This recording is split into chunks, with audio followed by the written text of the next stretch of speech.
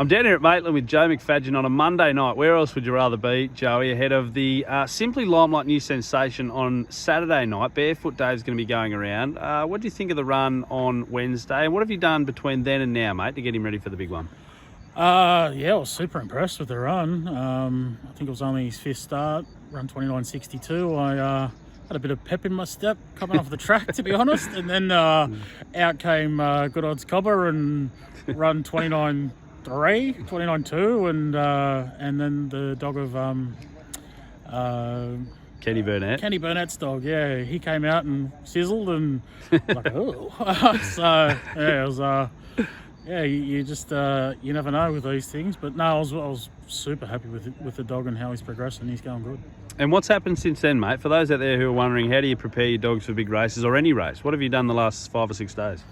Not too much changes if they're a maiden or if they're going around in a group race. I tend to try and not change anything at all because, you stick to your formula that works.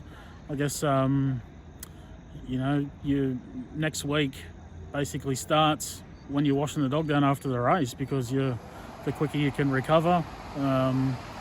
Get some food and some drink back into the dog and rehydrate and whatever else. And then like a normal week would look like, some dogs are different than others. Some dogs might go up my straight every second day. Some dogs go up every day. It's kind of a fine line balancing, keeping the dog's energy levels up and not depleting all the petrol, but getting them as fit as you can, while you're working them. Going to need a few petrol tickets if he's going to overrun the likes of Good Odds Cobber, Power and Glory, Overflow Jill, Aunt Virginia. It's a stacked field, mate. You've got box 5. What do you think the biggest danger is going to come from, and what do you give his chances? Look, under no illusions, he's just a baby, and this is a big step up for him. I actually don't mind the dog in the 4, Aunt Virginia. Its run last week was massive. Look, Good Odds Cobber, Power and Glory. If they begin and get off the mat and get across, we're all running for second and third. But yeah, I think the improvement could come from the Victorian dog.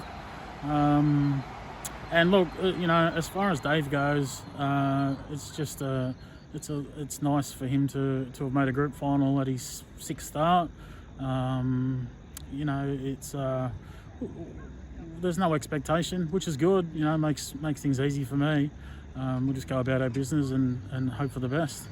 Mate, it feels almost poetic that we're standing here at Maitland after that big triumph of yours last year. You can see the smile already brandished across your face. It's been a big, 6 months, but it's been a big couple of years, mate, hasn't it? Are you surprised by your success? Is it all the hard work finally paying off? How are you feeling now that you've had a bit of time to reflect on Temora Cup success and, of course, success here at Maitland with Dungog Gym? I've had dogs since 1999 and probably had a period of 5 years where I didn't have a dog, and I pretty much was working. I worked in Bankland and was probably only doing it to fund my dog habit. And I've always had dreams of, being a leading trainer and probably getting into a position sort of where I'm getting now. And 3 years ago, my ex-partner and I, Kat, bought a property with the intentions of, trying to get our hands on some dogs and sort of prove what we could do. And you can sort of only be as good as the opportunities that you can create for yourself, because if you don't have fast dogs, it's very, very hard. And sort of probably 3 or 4 years ago, I could only get dogs that other trainers didn't want, just through a bit of luck and getting my hands on the right dogs, and just got